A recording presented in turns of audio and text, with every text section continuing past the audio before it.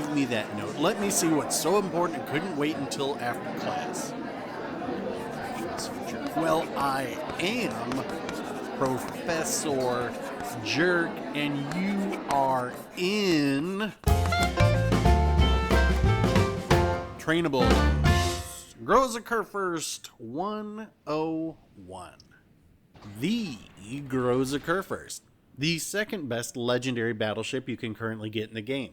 And I'm not saying it's bad, I'm just saying the Yamato has 18-inch guns that reload very quickly. Now, a week or so ago, we discussed how to brawl in the Bismarck, or really, how to not brawl so you can have a successful game in the Bismarck, and while I haven't retested it since its recent buff, I think you'll see that I play the Grows a Kurfürst much more closely to it than, say, the Tirpitz or the Odin. And first things first, here's the commander and modules I'm using in this match. Henry J. Hyde once again, and a partial secondary build, though I am using the main battery mod rather than the faster secondary reload option. And you'll see I'm using the rather pointless 420mm guns over the 406s. Why do I say they're pointless? Well, that's because there's no armor in the game that the 420s will overmatch that the 406s won't. And the 406s reload faster, albeit at slightly less damage, but really, the 406s are the way to go, and I have no idea why I have the 420s on here, but smoke them if you got them. So as this is Trainables, we will be focusing on position and strategy in this video. Now we are on the Atlantic, which I pretty much loathe, and the teams have an uneven amount of destroyers because Legendary Tier is a hack job that was slapped on half-baked. No reason for me to rehash why I think it is so bad. You can watch my Grows a Kurfürst Kraken video for my thoughts on that. Now, you'll be forgiven for thinking, well, Jerk's team has a destroyer. This is going to be a blowout. But our destroyer is a Fletcher, and by no stretch of the imagination am I suggesting a Fletcher can't do work. It does, however, have very slow reloading torpedoes, which makes it not ideal in this situation.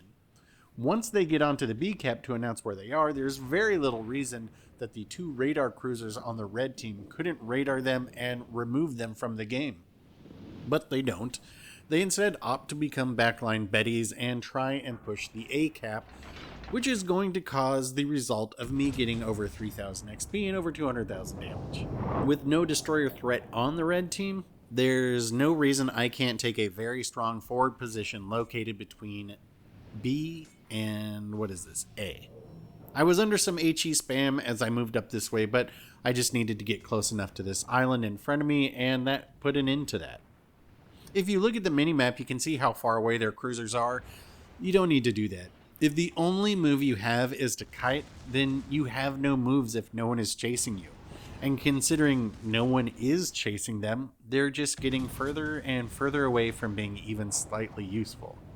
Now, the reason I position myself here is twofold. One, this is the side I spawned on, and you do not abandon your spawn until it is overrun. And two, if the red team is going to overload a side, which they will in this match, then you take a defensive position as I have here. There's no reason for me to get onto the cap. I'd never be able to cap it. And while this is a tanky ship, there's no way I would survive sustained fire from 7 red ships. Witness me. Well, witness me reposition. Because that's what I'm doing. I'm adjusting my position for my exit strategy. There's going to come a point where the red team overruns this cap, and I'm going to need my way out. And my out will be to head to the center of the map, but that doesn't mean I need to flee just yet. Things aren't that dire. I just need to be able to leave at a moment's notice, so better prepare for that now than get caught with my pants down later. And you know what would have been great? If that battleship at the bottom of the map would come up here and help.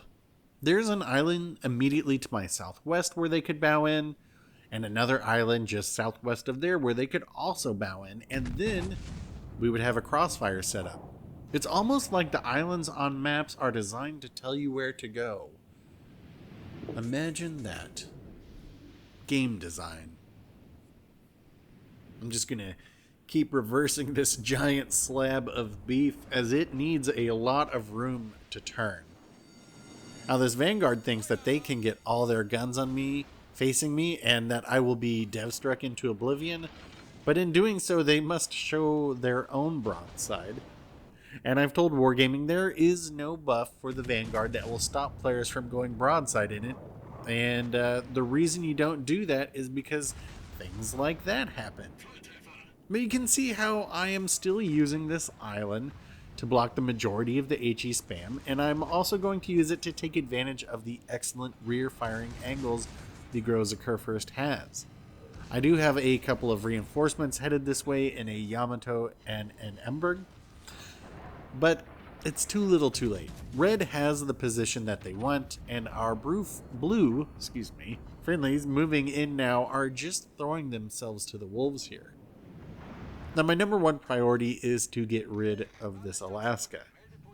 So I'm pinging it, and I was hoping that the Yamato would join in, because normally that's what Yamatos do.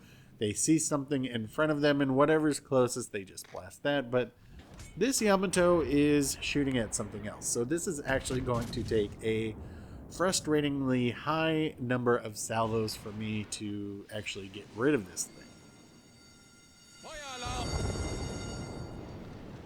So if you look here, this Yamato is taking a lot of HE spam. And this is why I was saying the island to the southwest is a good spot.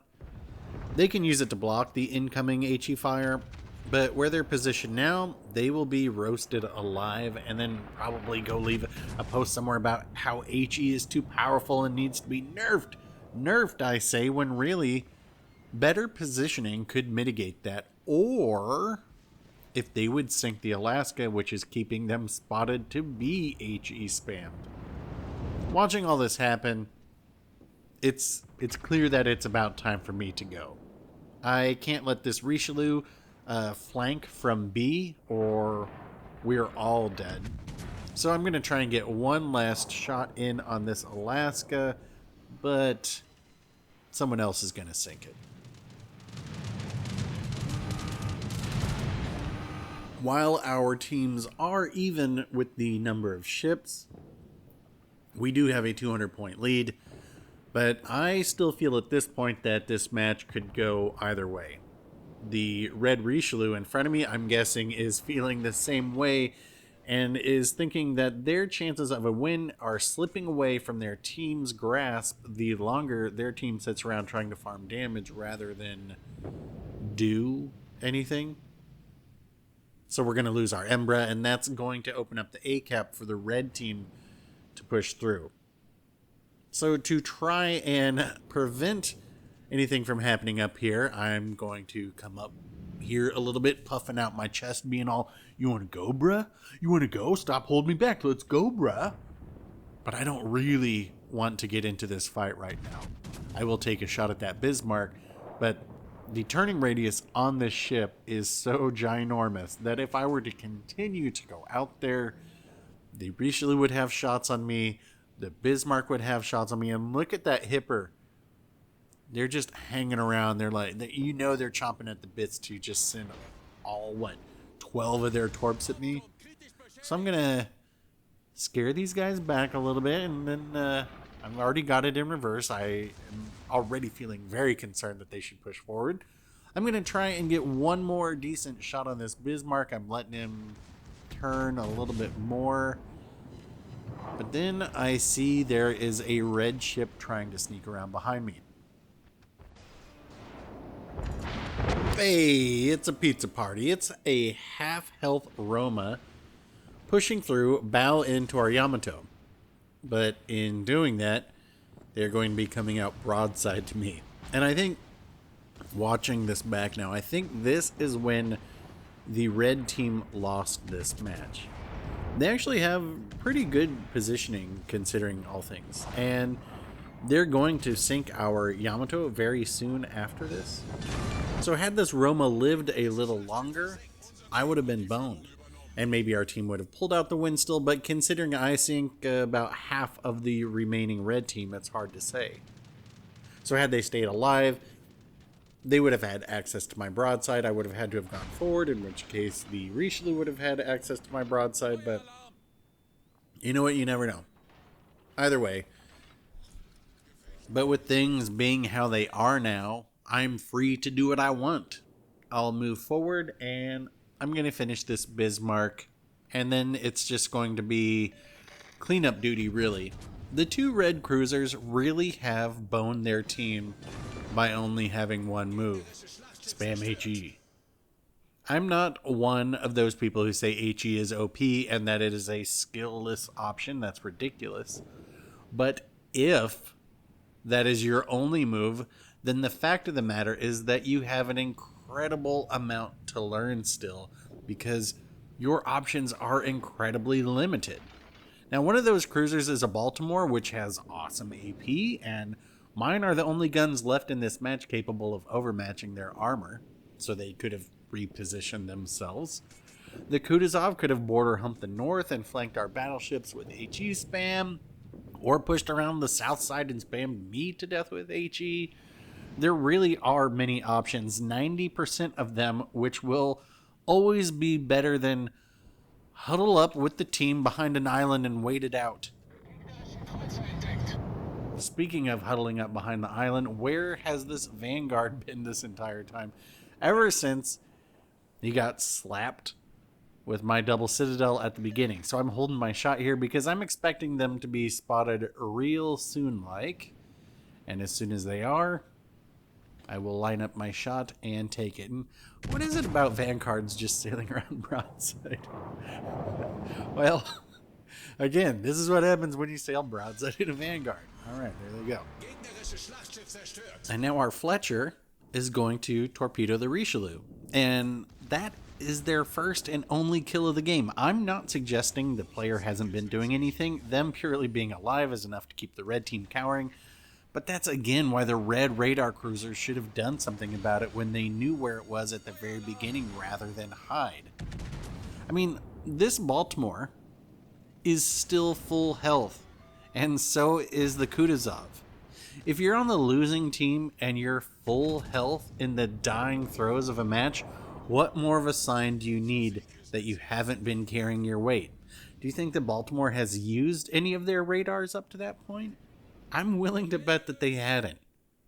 So down it goes, and now we're down to the Kutuzov, who's just been fleeing this whole game. And in this process, we've quietly racked up, 166,000 damage? Which damage ain't everything, but that's a nearly respectable amount.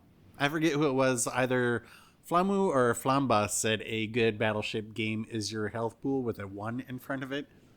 Now that's PC, which has a lot more health out there in a round to be taken, so if I can break 200,000 damage in the Groza Kurfürst, then it's safe to assume that I am having a good game. I won't call it irony, but the Kutuzov does sink their third ship right there, so maybe they're not playing their ship entirely wrong. But just imagine if they had broken in a different direction and set up a crossfire. This game is all about crossfires. You get them, you win. You don't, you lose. And I will say this, at least they don't continue to run and they come out here and take the whippings they deserve. So yep, that's a look at the Groza Kurfürst. Similar in playstyle to the Bismarck, slow and steady. Doesn't mean you can't brawl, but you don't give up the broadside. You are going to be taking some huge hits if you do. You've got 6 rounds in the front. You don't need to get all 12 off every time, and I believe a full salvo costs 3,000 silver in ammo restocking fees, so you want to make sure those shots count.